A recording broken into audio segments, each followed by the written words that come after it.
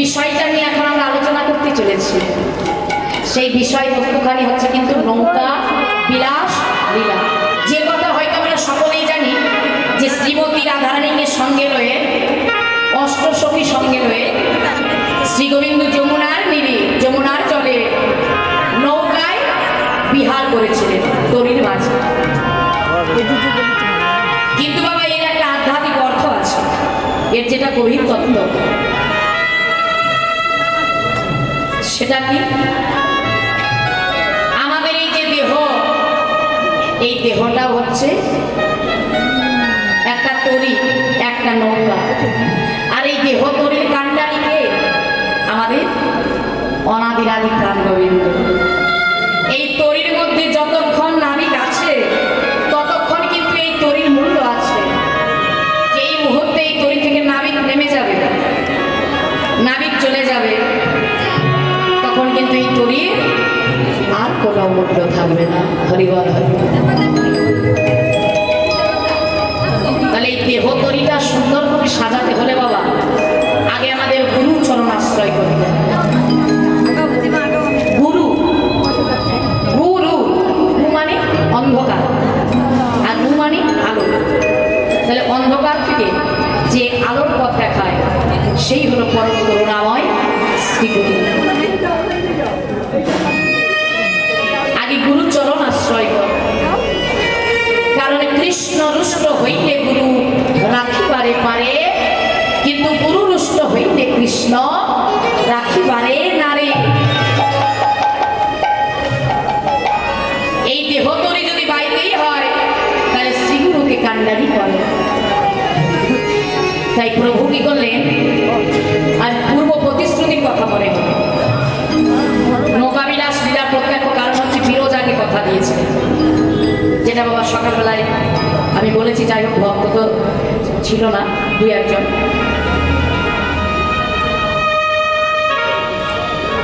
বিরজাকে কথা দিয়েছিলেন, কারণ একদিন বিরজার সঙ্গে গোবিন্দ বিরজার কুঞ্জে বিহার করছিলেন, আর সেই কথা রাধারানীর কর্ণে প্রবেশ করেছে। শ্রীরামকে রেখেছিলেন দ্বারে দারোয়ান করে। গোবিন্দ বলছিল, ওরে শ্রীরাম, এই দ্বার থেকে যেন ভেতরে কুঞ্জের কেউ প্রবেশ করতে না পারে। রাধারানীর কর্ণে যখন প্রবেশ করলো, রাধারানীর সঙ্গে সঙ্গে পাগলিনীর মতো ছুটে এলেন। শ্রীরামকে বলল, ওরে শ্রীরাম, তুই এই কুঞ্জের দ্বার থেকে সরে যা, আমি দেখতে চাই আমার প্রাণনাথ, আমার প্রাণবধূ বিরজার সঙ্গে ওই কুঞ্জের মাঝে কি করছে। শ্রীরাম বলল, রাধে, কুঞ্জের ভেতরে প্রবেশ করতে দেওয়ার অনুমতি কারণে। রাধারানী বলল, শ্রীরাম, তুই যদি আমাকে প্রবেশ করতে না দিস আমি তোকে অভিশাপ দেব। তুই অসুর বলে সংকোচন হয়ে জন্মগ্রহণ কর। শ্রীরাম বলেছিল, রাধে, তুমি যেমন কৃষ্ণকে ভালোবাসো, কৃষ্ণ প্রিয়সী, আমিও তেমনি কৃষ্ণের ভক্ত। তুমি আমায় বিনা দোষে অভিশাপ দিলে, তেমনি আমিও তোমায় অভিশাপ দিলাম।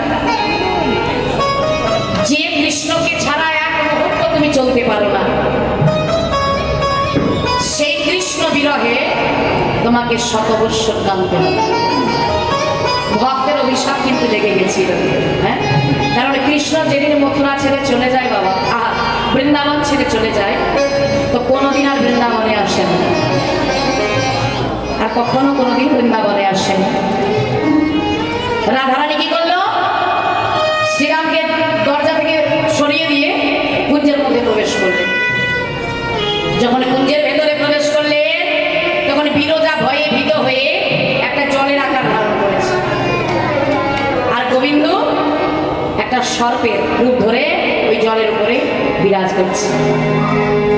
রাধারানী তো প্রেমময়ী, বুঝতে পেরেছে। সঙ্গে সঙ্গে কি করলেন, সর্পে কিসে ভয় পায়, ময়ূরী। রাধারানীর সঙ্গে সঙ্গে একটা ময়ূরীর রূপ ধারণ করেছে, আর যখনই ময়ূরীর রূপ ধারণ করেছেন, গোবিন্দ নিজ রূপে ফিরে এলেন। রাধারানীও, বিরজাও নিজ রূপে ফিরে এলেন। রাধারানীও ছোড়ে, বিরজা, হ্যাঁ, আমার প্রাণবধূকে পাওয়ার আশায় তুই জলের রূপ ধারণ করলি, তোকে আমি অভিশাপ দিলাম, সারা জীবনে বৃন্দাবনের মাঝে তুই যমুনা হয়ে বয়ে যাবে। বিরজা বলেছিল, বধূ, তাহলে বলেছিল, শোনো বিরজা, তুমি কবে উদ্ধার পাবে জানো? যেদিন আমি প্রেমময়ী রাধারানীকে সঙ্গে রয়ে তোমার নীড়ে নৌকা বিলাস লীলা করবো, সেই দিন তুমি মুক্তি পাবে, উদ্ধার পাবে। তাই প্রভু আমার কি করলে, আজ মধুময় বৃন্দাবনে আজ সখাগণের সঙ্গে খেলা খেলছিলেন। খেলা খেলতে খেলতে কিবা সখাগণ সঙ্গ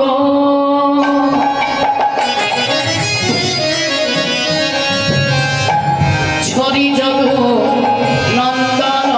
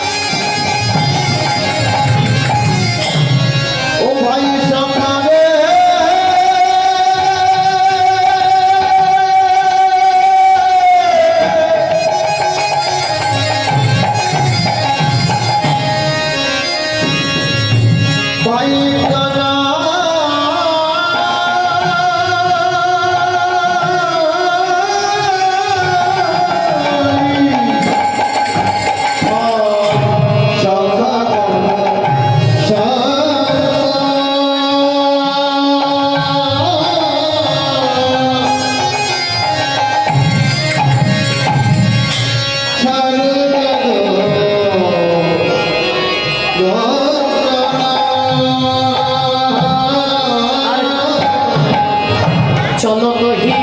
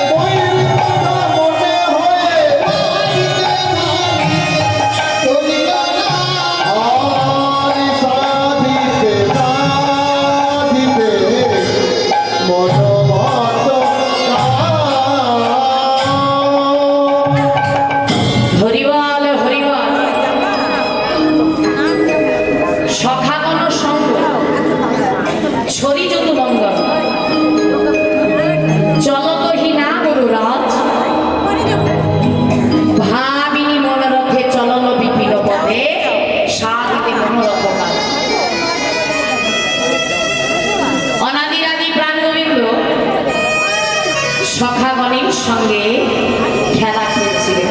কিসের খেলা? বিনোদ খেলা। সেই বৃন্দাবনের বনে খেলা খেলতে খেলতে হঠাৎ করে প্রেমময়ী রাধারানীর কথা মনে হলো। রাধারানীর কথা মনে হয়ে আজ যমুনার কুলে কুলে আজ ভাবতে ভাবতে চলে যাচ্ছে যে কি করে আমি রাধারানীর সঙ্গে মিলিত হব। কেন জানো মা? রাধারানী যে জায়গাটায় বাস করে না, সেই জায়গাটা কিন্তু অত সহজ নয়। যে স্থানে রাধারানী বাস করে বড় ভয়ঙ্কর জায়গা। কৃষ্ণবাদিনীর ঘর। কোন কৃষ্ণবাদিনীর ঘরে যদি একজন কৃষ্ণ ভক্ত পড়ে যায়, তার মতো দুঃখ এই পৃথিবীতে আর বুঝি কিছু না। কারণ রাধারানীর শাশুড়ি আর ননদী এরা কিন্তু কৃষ্ণকে কেউ ভালোবাসে না, গোবিন্দকে কেউ ভালোবাসে না। তা গোবিন্দ মনে মনে ভাবলেন যে আমি কি করে রাধারানীর সঙ্গে মিলিত হব। এই ভাবনা ভাবতে ভাবতে সখাগণের সঙ্গ পরিত্যাগ করে দিয়ে আজ যমুনার কুলে কুলে কি করলেন? চতুরের শিরোমণিকা হেরি যমুনার জল মনোমথ উথল পুরল মুরলী নিশা।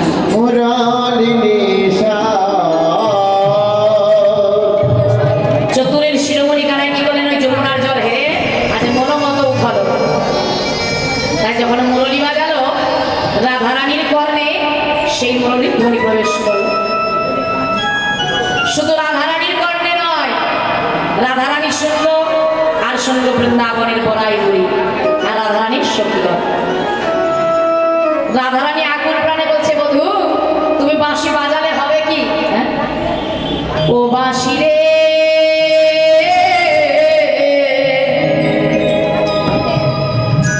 বাঁশি বাজানো জানো না। ও বধূ তুমি বাঁশি বাজানো জানো না। ও বাঁশি রে,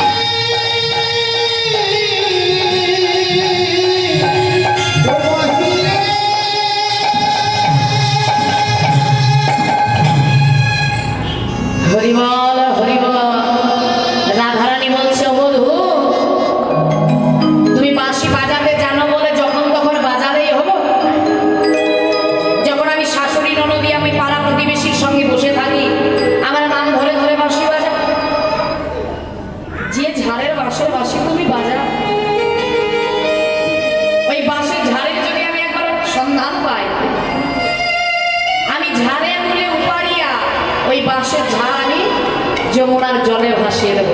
ওই বাঁশি ঝাড়ি আমি রাখবো না, শেষ করে দেব। হরিবল হরিবল, হরে কৃষ্ণ।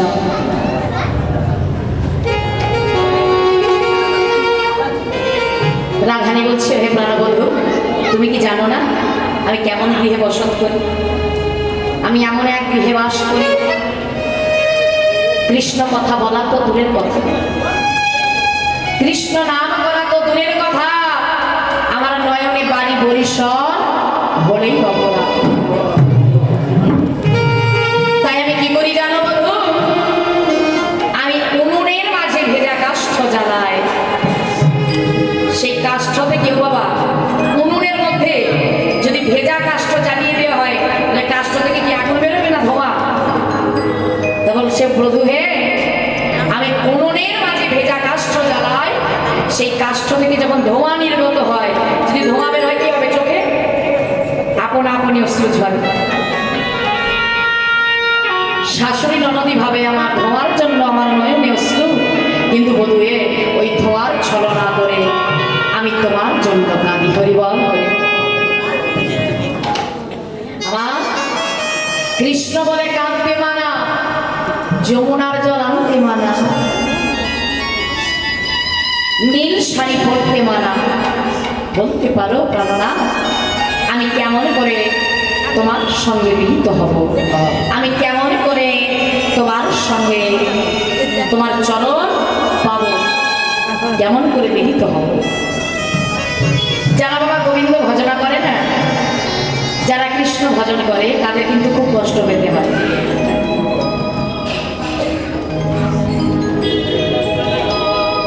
কেন জানো?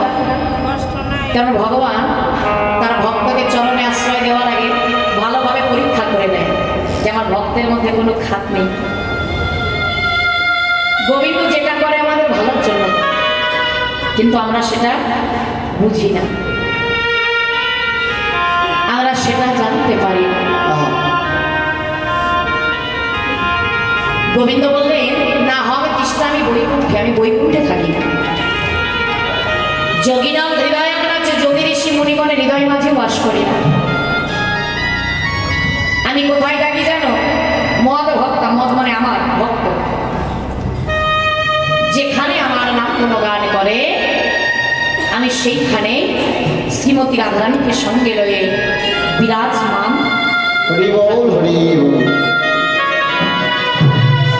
অহংকারে মেনে না গো, যদি অহংকারে ভগবান মিলত তাহলে দুর্যোধন ভগবানকে আগে দিত। একদিন দুর্যোধন ভগবান কৃষ্ণকে নিমন্ত্রণ করলেন যে, কৃষ্ণ, আজকে আমার গৃহে তোমার আমি সেবা দেব। আর মনে মনে বড়ই অহংকার হলো যে গোয়ালার ছেলে তো ভালো মন্দ খেতে পায় না, দধি দুধ ছানা ঘিত মাখন এইসব সেবা করা। দাসীদের বললো, শোনো, এত এত পদ রান্না করবে, এত এত পদ রন্ধন করবে, ওই গোয়ালার ছেলে এমন পদ কখনো চোখে দেখে। মনে বড় অহংকার, নেমন্তন্ন করেছে ভগবান। গোবিন্দ আমার দুর্যোধনের ঘরে আসবে কি? দুর্যোধনের গৃহে আসছেন, মনে মনে ভাবলে আবার বিদুরের সঙ্গে দেখা করে যায়। প্রবেশ করলেন কোথায়? বিদুরের ঘরে। আর বিদুরের ঘরে এতই অভাব যে এক মুষ্টি অন্ন তো দূরের কথা, ঘরের মধ্যে কিচ্ছু নেই। যখন ঘরের মধ্যে প্রবেশ করেছে বিদুরের স্ত্রী, মনে বড় আনন্দ। আহা, গোবিন্দকে কাছে পেয়ে নয়নের জলে আর ধরে না। হরিবল, ভক্ত তো পরম ভক্ত, বলে, প্রভু তুমি আমার গৃহে এসেছ। যখন গৃহে এসেছে, আর বিদুর গেছে স্নান করতে, এমন সময় গোবিন্দ চলে এসেছে। আর বিদুরের ঘরণী তন্ন তন্ন করে ঘরের মধ্যে সব খুঁজে খুঁজে দেখছে যে কি আছে। কতদিন পর প্রাণ গোবিন্দ গৃহে এসেছে, আমি যে সেবা দেব, তা আমার ঘরে তো কিচ্ছু নেই, আমি কি দিয়ে দেব? তা সারা ঘর তন্ন তন্ন করে ঘুরছে পাগলিনীর মতো। অবশেষে কি পেয়েছে বাবা? একটা কদলী। কদলী মানে হচ্ছে কলা। তো মনে বড়ই আনন্দ যে গোবিন্দ যখন এসেছে, তাহলে ভগবানের কৃপায় একটা রম্ভা ফল মানে কদলী আমি যখন পেয়েছি, আমি গোবিন্দকে সেবা দেব। গোবিন্দকে আসনে বসতে দিয়েছে আর নয়নের জলে ভেসে যাচ্ছে। কেমন অনুরাগ দেখুন। গোবিন্দকে রম্ভা ফল সেবা দেবে কি বাবা? কলার খোসাটা ছাড়িয়ে কলার খোসাটাকে ছাড়িয়েছে তো, খোসাটাকে ফেলবে কি, কলার শ্বাসটাকে ফেলে দিয়ে ওই কলার যে খোসাটা গোবিন্দের বদলে তুলে দিয়েছে, নয়নের জলে দেখতে পাচ্ছে না। আর গোবিন্দ মনের আনন্দে সেবা করেছে। ভক্ত যদি ভগবানকে ভালোবেসে কিছু দেয়, ভগবান কি না সেবা করে থাকতে পারে? কলার চোখা কলার খোসা সেবা করছে গোবিন্দ। এমন সময় বিদুর এসেছে। বিদুর এসে বলছে,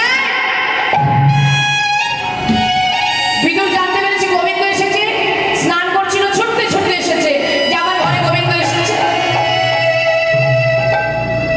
ওর স্ত্রীকে বলছে, হাই হাই, ছি ছি ছি, এ তুমি কি করছো? যে বদনে ভক্তরা কত ভালো মন্দ সেবা দেয়, ক্ষীর সর ছানা মাখন দেয়, আর তুমি গোবিন্দের বদনে কলার খোসা দিচ্ছ। বিদুরের দিকে তাকিয়ে গোবিন্দ হাসছে আর বিদুরের ধরনেও হাসছে। বলছে, এই তোমাকে আমি বলছি আর তুমি হাসছো কেন আমায় দেখে? আর গোবিন্দ তোমারও বলি হারে যাই, তুমি বা কেন হাসছো? বলে, আরে বিদুর, তুমি একবার নিজের দিকে তাকিয়ে দেখো। গোবিন্দ এসেছে সেই আনন্দে বাবা, স্নান করছিল তো কাপড় পরতেই ভুলে গেছে, ছুটে এসেছে গোবিন্দকে দেখার জন্য। অঙ্গে বসন পরিধান করতে ভুলে গেছে, লোক লজ্জার ভয় নেই। লজ্জা, ঘৃণা, ভয় এই তিন থাকলে আমার কৃষ্ণ ভজন নয়। প্রভু বললেন, ওরে ভক্ত আমার মাতা পিতা, ভক্ত আমার গুরু, ভক্ত জনে নাম দিয়েছি, আমি নাকি বাঞ্ছা কল্পতরু। ভক্ত যদি আমায় সেবা দেয় তবেই সেবা করি, আর ভক্ত যদি আমায় সেবা না দেয় তাহলে আমি উপবাসে মরি। আমার ভক্ত যদি আমায় ভালোবেসে যা দেয় আমি তাই গ্রহণ করি। আমার ভালো মন্দ চাই না, আমার ফলমূল চাই না। আমার ভক্ত যদি আমায় ভালোবেসে এক গণ্ডূষ গঙ্গা জল আর তুলসী পত্র দেয় আমি তাতেই সন্তুষ্ট।